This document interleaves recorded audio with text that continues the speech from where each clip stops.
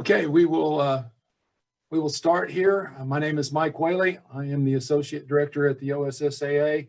I'm also the administrator that takes care of football. And our call today is directed at football. I know a lot of you have been on a Zoom call with Mr. Jackson before, where you were able to ask any OSSAA questions. We will only be discussing the football playoff scenario this morning. We are recording this. We will be able to send, Vanshay will be able to send you a link to this recording shortly after the meeting is over today. I will try to answer all the questions from the chat verbally so that you can hear those, and we will try to take a little time at the end to let you ask any questions if that's feasible to do so. What I would like to do this morning is give just a short overview of the modifications that we've made with the playoff scenario, and kind of walk and talk you through that. On the football page of the OSSA website is a document that now describes specifically what we're going to do in the playoff structure. And you're certainly welcome to run that off and to look at that, and that will be there for you and for the member school to use as we go through this. To talk just a second about how we got to this point, obviously with the cancellation of numerous games in district play, it caused us some concern about first about how games could be made up. We did not think at the very beginning that we would have as many games canceled as we have. Since we started district play and monitoring that, we have had approximately 25 to 28 games each week that have been canceled out. Some of those games have been made up, as you know, but some of them haven't been made up. The other concern that we had as we proceeded to near the end of the season or regular season was that we had a lot of schools that had multiple games that needed to be made up and didn't have enough time to do that. That was also causing some schools to play multiple games in a week. Whereas our policies and rules in the football manual cover the situation of having multiple games in a week, schools are permitted to play 2 games per week. We all know that playing several weeks with multiple varsity games could be extremely challenging for the well-being of the students that are involved. So to help alleviate that, we looked at what could we do to alleviate some of that pressure of having to make up the games, alleviating some of the pressure of some of the games being not made up, and what that was going to look like to our playoff scenario moving forward. So we settled on a play-in round, which we will use to let everyone have an opportunity to, should they decide to do so, participate in the playoffs in football this year. That will be a decision that each school gets to make. We will have a bracket that will have places on it for all the teams in each district, and then we will allow each school to decide whether they want to opt out or not. We will ask them to give us that information by Saturday of the 10th week. The district chairmen in each district will accumulate the information on who has decided to opt out, and then we will adjust our bracket going forward. The brackets then, as you can imagine, will look differently. We are in the process of modifying those brackets. If you go to our website at this point and look, you will see the brackets from quote unquote normal years. But we will modify the brackets and have those posted by the end of the week that will show slots for every possible team that is playing football and their ability to be in the bracket. That does change the end. The state championships then get scooted back 1 week in classes 5A, 4A, and 3A. Also gets scooted back a week in, 5A, 4A, 3A, and C. and then it scoots back, moves back 2A, A, and B. It will not change the championship date for 6A. They will just burn up their bye week that they have scheduled in their playoff bracket. So moving forward, that means that the 6A state championships will be held the weekend of December 4 and 5, that the championships in 5A, 4A, 3A, and C will be held the weekend of December 11th and 12th, and the championships in 2A, A, and B will be held the weekend of December 18 and 19. That does extend our season one more week than where it usually terminates. Play-in round will be technically week 11 of the season. And like I said, schools will have the ability to opt out if they choose to do so, and they'll just let us know that what their preference is. The play-in round will be districts 1 and 2, 3 and 4, in those districts that have 4 districts. In the districts that have 8 districts, we will pair up 1 and 2, 3 and 4, 5 and 6, and 7 and 8. And we will cross bracket. The district champion in District 1 will play the 8th place team in District 2. 1 versus 8, 2 versus 7, 3 versus 6, and 4 versus 5, with the higher seeds hosting. So the top 4 seeds will host in the play-in round. If you're a district champion or a runner-up, or 3rd place or a 4th place, you will host in the play-in round. That, as you can imagine, we now have extended those brackets that were 4 weeks to 5 weeks, and the brackets that were 5 weeks to 6 weeks. So the district champion will host in the first 2 rounds if he's still alive, and then we will move to the criteria that we normally use for brackets that have a week 3, 3rd round. And in those brackets now that have expanded to 6 rounds, we will use that same criteria in week 4.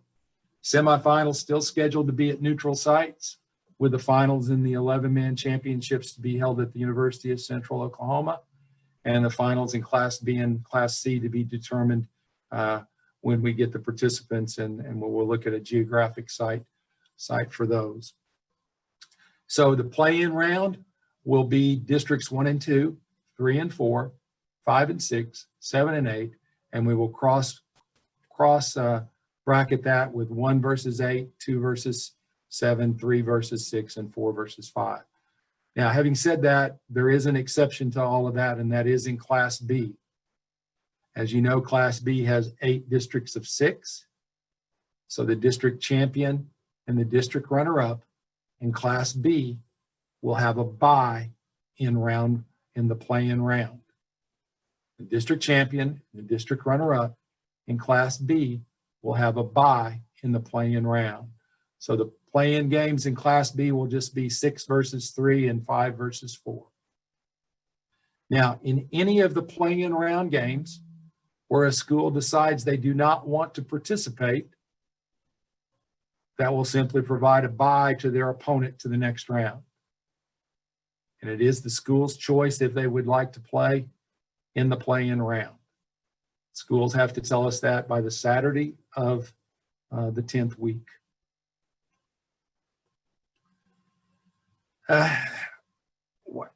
Once we start the bracket, if we do have COVID situations at that point and a team is unable to play on the scheduled day, then that team will be eliminated from the series. We will go back to the preceding round and ask that team's opponent if they wish to participate in that spot. If they choose not to, then the opponent then will receive a bye and move on to the next round. That's for all of the rounds, with the exception of the championship game. And if the championship game has a COVID problem, then the staff will make a determination at that time how we will handle that. Just talking about 2 schools in each class probably a little different scenario.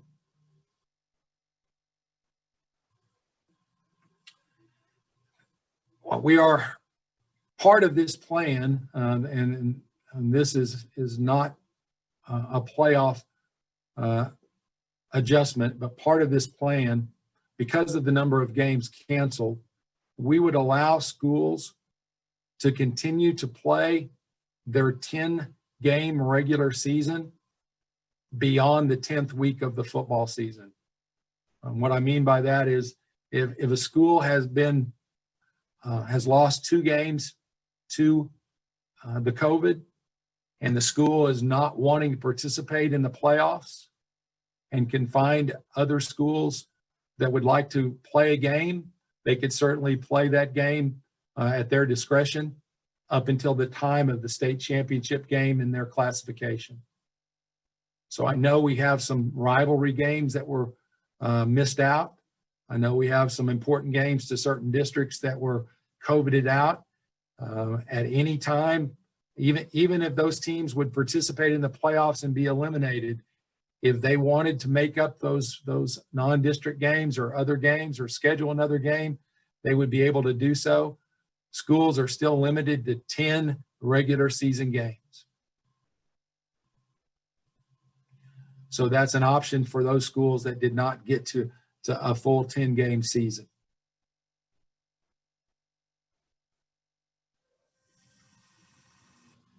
Let me look through my notes here real quick and make sure I've hit all the points that I. Okay, so recapping, schools that have missed games are in what we call a flag district. They have not been able to play all their games due to the COVID. What we're going to allow those districts to do, if they choose to do so, is they may use a ranking amongst their district to determine their playoff seeds. We're going to ask all districts, flagged, not flagged, we're going to ask all districts to rank the last 3 weeks of the season. Therefore, if a district ends up being flagged later on, it's not, they would still have that option. So if they're in a flag district, we're going to ask them, those ones that are in flag districts right now are going to have to make this determination by Friday at 10 o'clock. Do you want to use the modified criteria? Modified criteria being what the board approved on September the 18th. In other words, wins only. Do you want to use the modified criteria for seeding purposes, or would your district prefer to use rankings? Now, it will be a cumulative ranking. We would ask them to rank weeks 8, 9, and 10, and then we will add up all those rankings and take a district standing after all 3 rankings have been made. So we would ask those schools that are in flag districts to make that determination whether they want to use the modified criteria that the board approved on the 18th, or they could use a rankings criteria. And those rankings would be determined weeks 8, 9, and 10. If they're not in a flag district, in other words, they haven't lost any games yet, then those districts would use the criteria in the handbook that we've always used. The reason we're asking all of them to rank is, should any of those districts then become flagged later on, the rankings would already be there. Okay, let me check on some of the questions in the chat so I can answer those. I apologize. I'm not very good at this.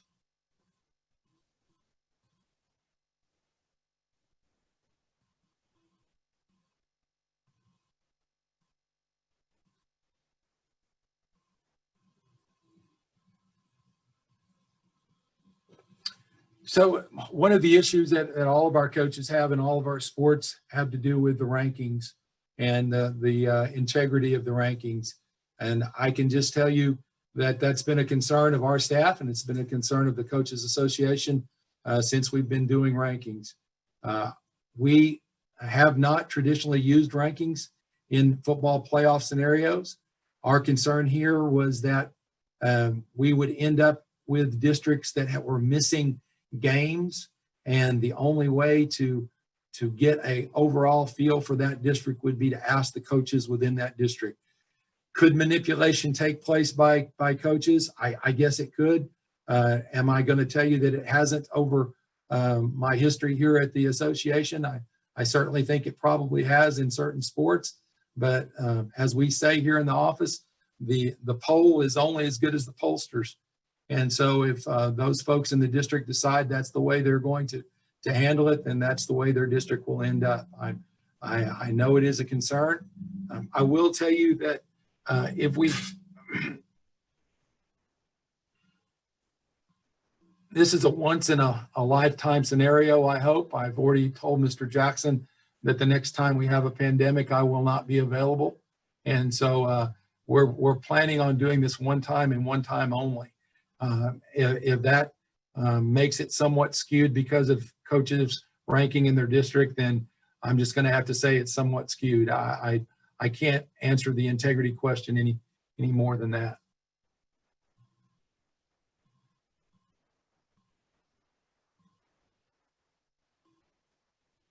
Correct. Yeah, if Team A beats Team B in the first round and Team A gets COVIDed out in the next spot, Team B is going to be allowed the option to advance. And if they don't do that, then whoever Team A is supposed to play in the next round would advance. We will offer the opportunity of the preceding round. Should the opponent in the preceding round decline, then the opponent in that round that doesn't have an opponent at that point would get a bye.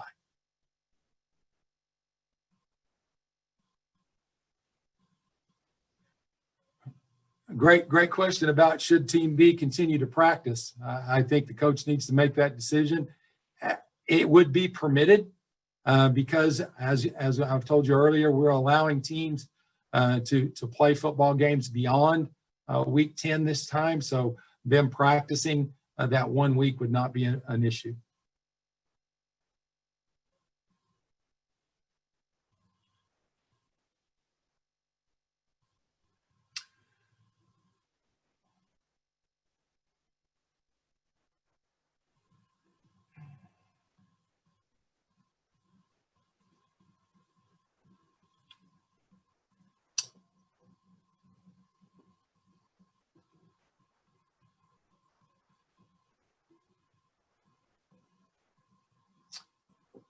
Mr. Kays, I'm not sure I understand your question. If you want to unmute yourself and ask it, maybe I can understand better. Okay, Mike, can you hear me? I can. Okay, good. Obviously with what happened in the basketball tournament in the spring, there's been a lot of talk about the financial hit there and all, and this would appear to at least, add to that. But I'm wondering, in terms of the lost revenue, some of these schools have lost, 2 and in some cases even 3 home games, and because of the policy that was set up to say, well, if you can make it up, fine. If you don't agree to make it up, then you lose it. But what about their situation? And is there any? I know you guys are not over the schools per se in that regard, but the financial hit that some of them are going to be taking is pretty substantial. And then the other part of that was given the forfeit application that applies to the playoffs that I know that came out in a letter and was kind of changed up in the regular season. I think you'd sent out a letter on that several weeks ago. Would that have, given the hindsight of all this, you think it might have been better to go ahead and have the forfeit rule in place all along to kind of encourage teams to get these games in? I'm not really sure.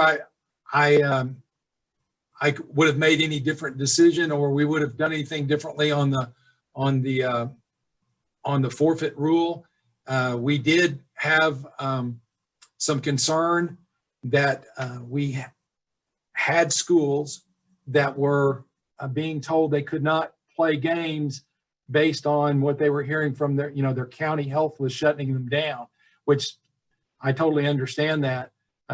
Without schools having the final say so, that's where we kind of got hung up on making them forfeit. That's why we went and revised the plan to say if your school gets COVIDed out, then it just becomes a non-game. Financially, yes, I think that we're very aware that there are schools. That was part of allowing the schools to continue to play beyond week 10. If they had missed some home games and could find opponents that wanted to play, we would wanted them to have the opportunity to do that if they could make it happen. So that was kind of the thought there.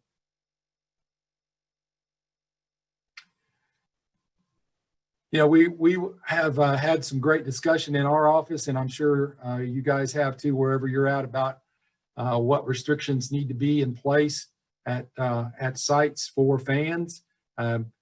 Since obviously OSSA uses member school sites, that we would use the policy of that site. The thing, in addition to one aspect, we will require mask for everyone who purchases a ticket and comes through the gate, and we will encourage social distancing as frequently and as much as prudent to do so. If a site would have a restriction on the number of folks that were there, then we would have to follow that restriction and would do so. Will that impact where we choose to play our contest? I'm sure it will. I'm sure it'll have some impact on that. We will try to again find the best venue that we can, taking all those factors into consideration, the geography of the teams, the size of the facility, and all of those attributes, and whether there's going to be restrictions on fans there or not. So that's a great thought. We will go with what the facility says, but as you folks that have covered the softball and the volleyball up to this point, we have asked everybody that comes through the gate to have a mask, and we think that's a very important part of that. Cameron, that's a great question. We had that coach has asked the same question in the previous thought or previous meeting we had this morning. Once we get the seating, once we get 1 through 8, then you go to the bracket in that positioning. Should number 6 decide that they're not going to play, then we will not elevate folks up the bracket. So once the seating is done and your district has, whether that's by rankings or it's by normal criteria or modified criteria, once we have a 1 through 8, that's how you advance to the bracket. There is no team that opts out at that point and causes people to raise in their district standings.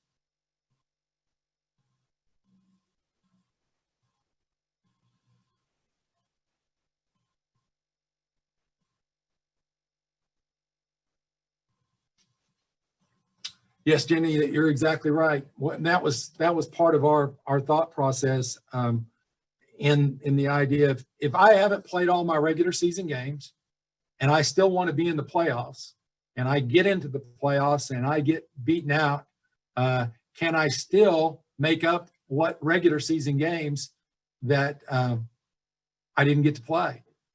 Yes. And as long as the state championship hasn't been played in my class yet, I can still make up those games. Now, that's entirely up to the school, and you'd have to find an opponent that had basically the same scenario. But the idea was to give schools and teams and bottom line football players the opportunity to get 10 games in during a season.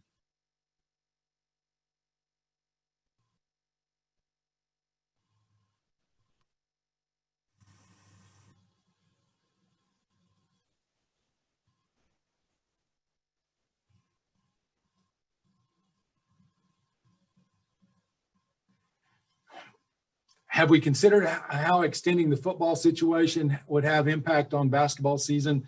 Certainly, we had great discussion within our staff about that.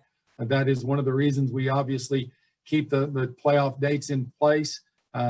again, this being a one-time only situation, we're not totally sure how the basketball thing's going to roll out either. We're going to start with it and proceed as we normally do.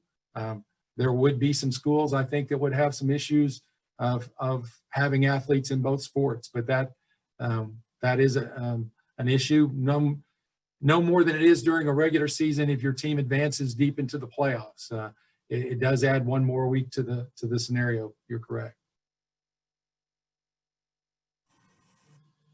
We would discourage teams from just practicing after the 10th week. We would allow teams to practice that were preparing for a game that they had scheduled, but we will not allow football practice without having a game to point towards. We won't allow teams then to just practice football till the end of the semester.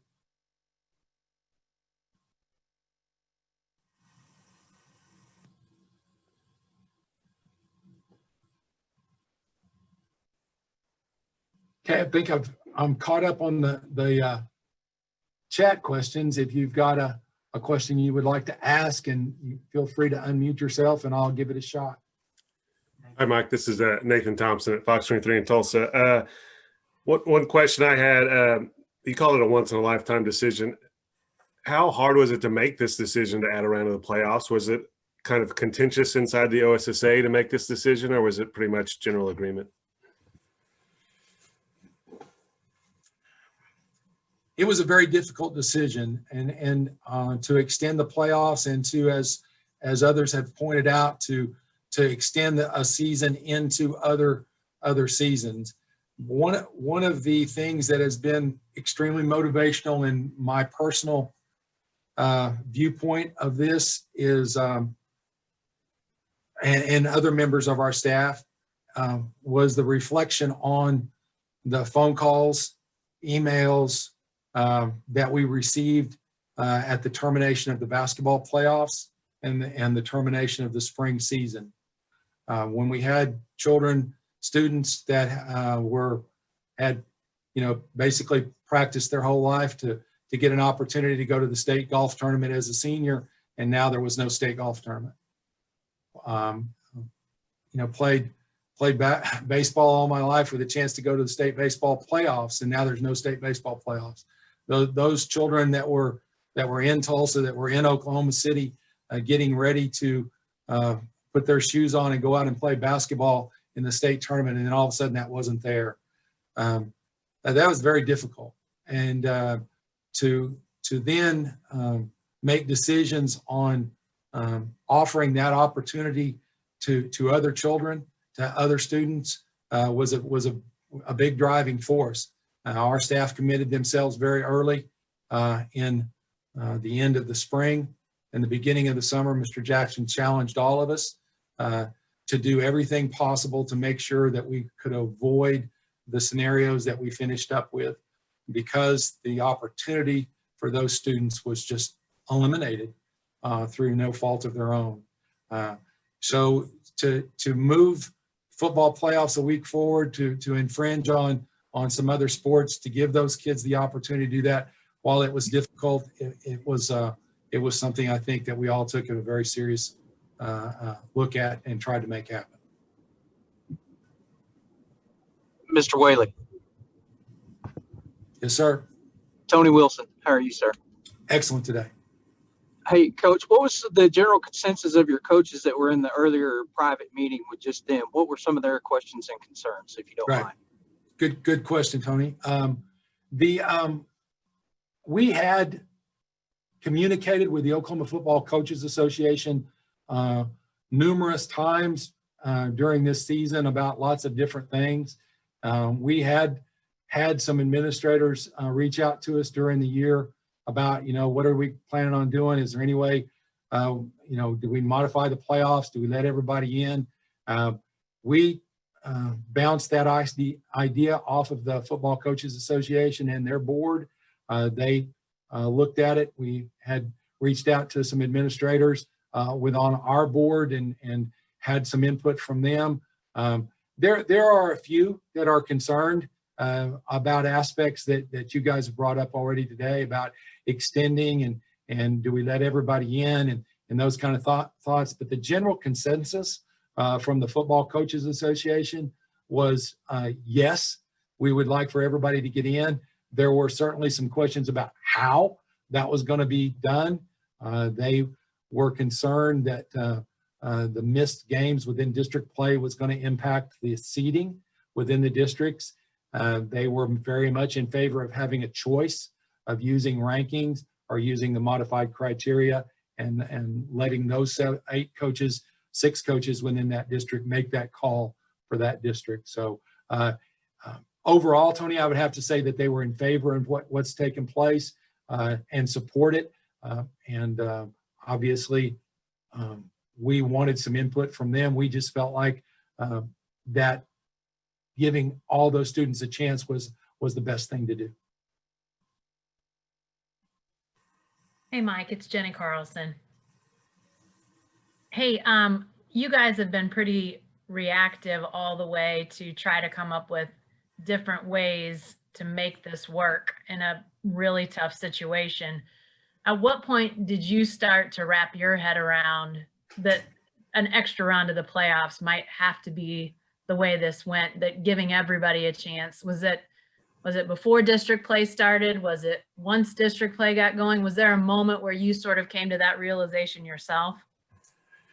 Well, as much as I try not to, I do watch the news and the numbers, and the fact that the news and the numbers weren't changing and we weren't decreasing. I thought actually when we started that by the time we got into district play that we would probably have a different scenario taking place within the state. I think Mr. Jackson and I discussed almost every morning since this semester started about how many games were being canceled and how did that impact what we were doing. When we got to the second and third week of district play and we weren't seeing any decrease in the number of cancellations, and we were seeing schools, we had one school in Class A that didn't get to play a district game until week 4. They lost 3 games in a row. Now we started to see, well, wait a second, there's not enough time left to make all of those up.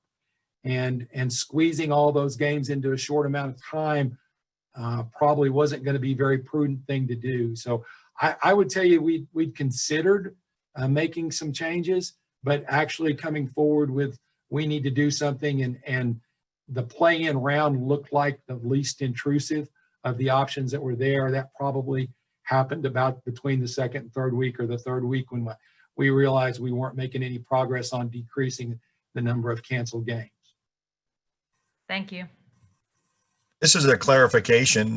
Basically, the rankings will be compiled for those 3 weeks, 8, 9, and 10 to get a seeding place. So it's not just 1 week evaluation. It's those 3 weeks that all of those 8 coaches will turn in their 1 through 8, and then you will get a consensus after that. Eric, that's exactly right. We will take a cumulative grouping of the rankings that have been submitted by the coaches. It won't be just a 1 week, or it won't be just a final week. It'll be all 3 weeks added together.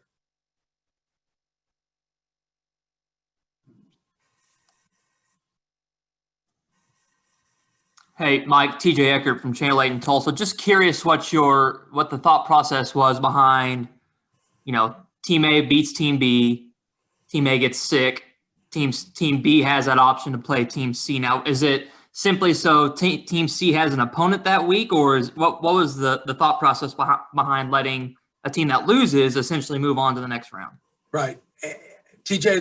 That's what we're using here is a criteria that we use when an ineligible player has been determined. If we are notified that a school had an ineligible player, we have policy that gives us the descriptor that you just gave. In other words, if we find out somebody that participated inelibly, we would go back to the team that student defeated, and we would give, or the team that student participated on defeated, we would give them an opportunity to move forward. And so we just since that was already in our book and it met what we were trying to do there, we just kind of used that kind of we used that phraseology to give them an opportunity. That's the reason we did that. Yes. Gotcha. Thanks, Mike.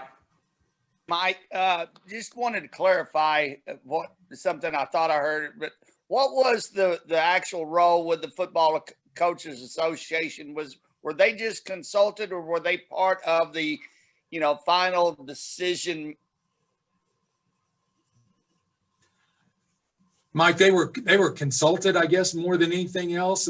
They brought ideas to us, and we have a situation now where because they have a permanent executive director, Justin Jones, the head football coach at Norman North, serves the Oklahoma Football Coaches Association as their executive director. It's a position that remains in place, and so he and I have some conversation. I don't want to say annually every week, but we talk frequently. He was bringing me ideas that they were having. I was telling him things and concerns that we had. We got to a point a couple of weeks ago where we talked about letting everybody in, and if we did that, what would have to happen? The seeding then became a question. If everybody was going to be in, how were you going to determine the seeds? They were in favor of ranking, even though, and most football coaches, when you get to week 8 or 7 within the football season, they haven't played all their district games, obviously, but they've seen everybody in their district on tape, maybe multiple times. So there wouldn't be a problem with them ranking those teams, or they would have some information to do so. Did they give a stamp of approval? It wasn't that type of deal. They were giving information. We were sharing data with one another.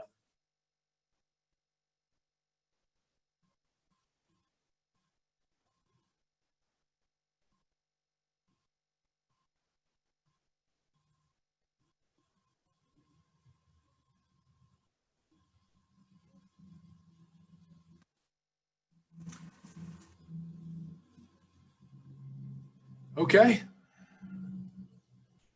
Last call. Mike, this is Barry Lewis. Yes, sir. If a team that advances due to a losing team advances due to a forfeit, does that affect potentially the site of the next game? Like, say you get to the point in the playoffs where a team that hasn't hosted a game would get a chance to host because the other team has already hosted 2 home games. Does that affect the site of that next game? Barry, that's a great question, and I'll have to admit to you, I hadn't even thought about that. But my initial take on that situation would be that probably would be determined more on the timing. If we knew that early in the week before we advanced the bracket, if we knew during the weekend that was taking place, that team was not going to be able to play, then certainly we probably would take that into consideration. But if it was later in the week, which my guess is that's when we would find out, either Tuesday or Wednesday of that week, or maybe as late as Thursday, then no, we would stay with whoever was designated as the host probably. All right, thanks.